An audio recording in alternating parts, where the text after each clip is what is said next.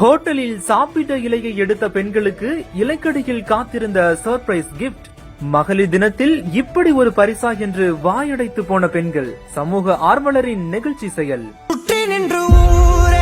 பார்க்க களம் காண்பான் புன்னகையில் சேனை வாழ ரணம் காண்பான் உன் பேரை சாய்க்க பல யானைகள் சேர்ந்த போத நீ சிங்கம்தான். தஞ்சாவூர் மாவட்டத்தைச் சேர்ந்த ஜோதி அறக்கட்டளையைச் சேர்ந்த பிரபு ராஜ்குமார் என்ற சமூக ஆர்வலர் ஒருத்தவர் தன்னோட அலுவலக பணியாளர்களோட தஞ்சையில உள்ள தனியார் ஹோட்டலுக்கு சாப்பிடறதுக்காக போயிருக்காங்க. அப்பதான் ஹோட்டல்ல சாப்பிட்ட இலை எடுக்கிற பெண்களுக்கு மகளிர் தின வாழ்த்துக்களை தெரிவிக்கும் வகையில இப்படி ஒரு ஏற்பாட்டை பண்ணிருக்காங்க. அதாவது அவங்க சாப்பிட்ட இலைக்கு அடியில கவர் ஒண்ண வச்சிருக்காங்க.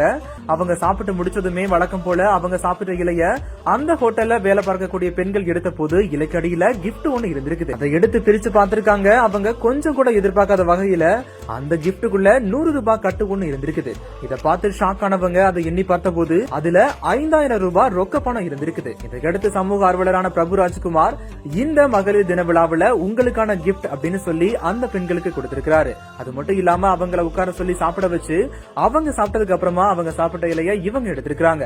தொடர்ந்து எல்லாருக்குமே பட்டு புடவைகளையுமே பரிசா கொடுத்து மகளிர் தின வாழ்த்துக்களை தெரிவிச்சுட்டு அங்க இருந்து கிளம்பி இருக்காங்க. பாரம்பரியமான KTV true value ground oil.